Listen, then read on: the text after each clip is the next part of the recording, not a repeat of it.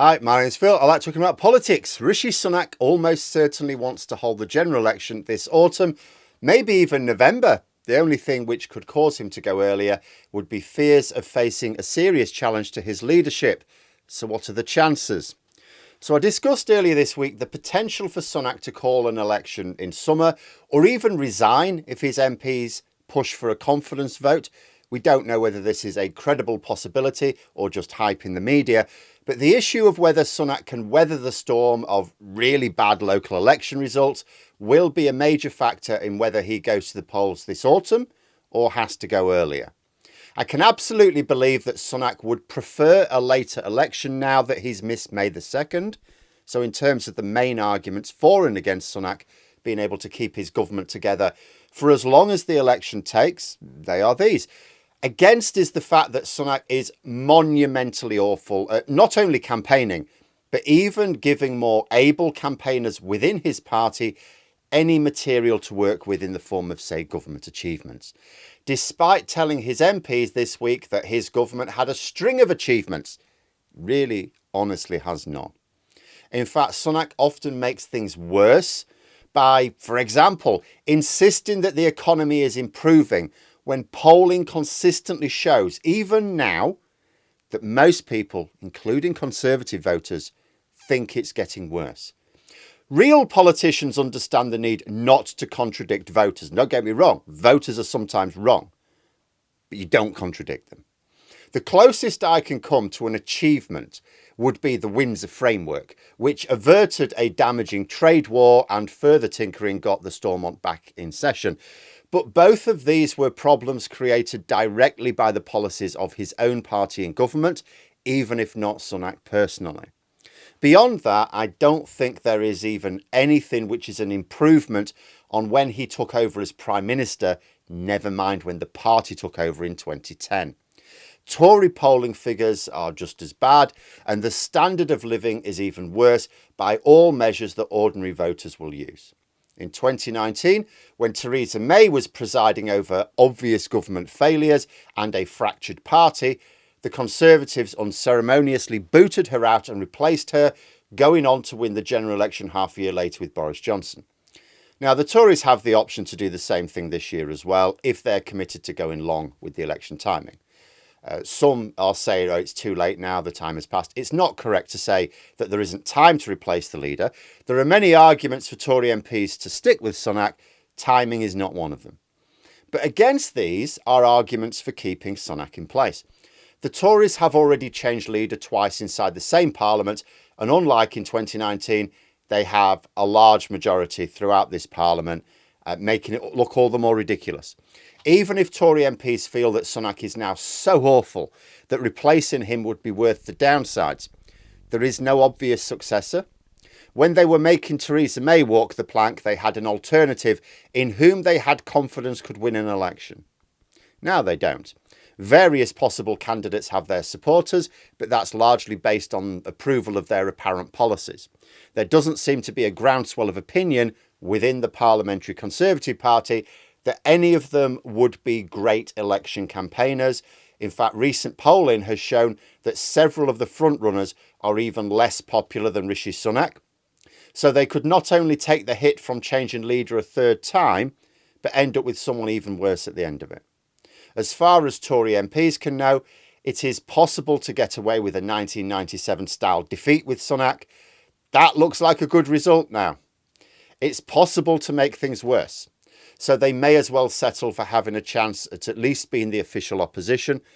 Also, Tory MPs don't really sound like they're up for a fight. A new leadership challenge would have to be managed very carefully. The whole party would need to think very, very carefully about how they carry out the replacement, as well as who that replacement is. And I see more and more reports from political correspondents that Conservative MPs, especially over the last month, have just lost their will to fight. The latest is from Jim Pickard of the Financial Times, who says he's never seen Tory MPs' morale so shattered this week. And who can blame them? What do they have to work with? I'm not being glib, but I can only identify two policies that Sunak's government has with which they are hoping to base a campaign on. Now, correct me if I'm wrong. The first is the Rwanda plan, but so far this has only worked to the benefit of Reform UK because their ideas appeal more so to the loons. And it also works for Labour because their plans are more credible for serious people. It's not clear how Sunak thinks that any likely trajectory for the plan works in his party's favour. It's especially problematic for Sunak that the news this week was reporting record channel crossings so far this year. Second policy is tax cuts, but they've already announced tax cuts twice this year and we're only a quarter of the way through. And not a flicker of a bounce in the polls for the Conservatives. All last year, Tory MPs were hammering on Hunt's door. Give us tax cuts. We need tax cuts to make my seat winnable. He gave them tax cuts and they've gone down like a bucket of cold sick. I saw a report this week that Conservative MPs are being asked to contribute policy ideas for the manifesto now. Now, if true, then this is certainly a sign that Sunak is committing to an autumn election. If he doesn't even have a working manifesto ready to go right now, then it seems doubtful he could put one together before summer. Either that, or he doesn't think a carefully thought out manifesto is important. Labour have had a working manifesto since Boris Johnson started to fall, to make sure they didn't get caught out by a snap election like in 2017. They keep adapting it, of course, as circumstances change, and every time they do so, the process seems to take several months. So if Sunak hasn't even started yet, well, should we put it like this? If Sunak did face a serious challenge after the May 2nd election results and was forced to call the election in June, I don't think the manifesto is going to have very much in it but vague sounding promises. Still, as they rarely follow through with their more popular promises anyway, does it really matter? But that concept of a challenge, that's an interesting one. Obviously, the first stage to any serious attempt to oust Sunak is getting 53 Tory MPs to submit confidence letters. If you cannot even get 53 MPs to write down their desire to replace him, you are not going to get about 175 of them to actually follow through. And Sunak needs to avoid those letters reaching the threshold. But what if he miscalculates? What if he thinks he's safe from a significant number of Tory MPs trying to make it happen, because most Tory MPs seem to think it's mad, and also because focus group evidence is that voters would not take kindly to the Conservatives instigating more chaos via another change of leadership? But what would you think? Let me know in the comments. If you think about the party you normally vote for, imagine they were in a similar situation. They're in government but looking at a catastrophic defeat. The leader's clearly out of their depth. Would you want them to stay and hope that the party unifies around them as your best bet, because changing would look more chaotic? Or would you want them to change to make it look like they were at least trying? And would your decision be based on whether you believed the leader or undisciplined rebels were the problem? Or would it make no difference? But if I know about the focus group evidence that's emerging, the Tories who are carrying out many of these focus groups themselves certainly do, and Sunak and the whips will absolutely be making their MPs aware of the results, But what if it goes wrong?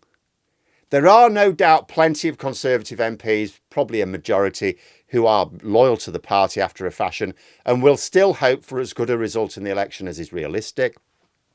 They're not going to get that by throwing the party into complete chaos and ending up with another crap leader at the end of it. But there will be others who are selfish enough to prioritise only their own electoral success. They don't care about the party.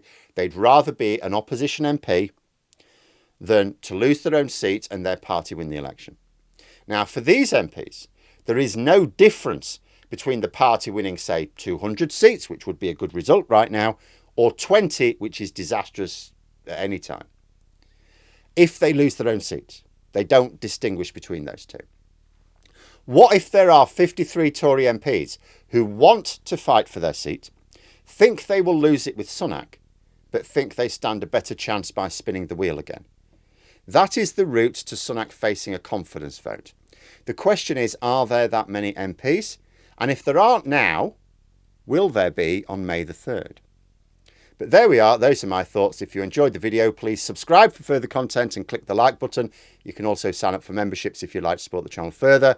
Thanks for watching, and until next time, I'll see you later.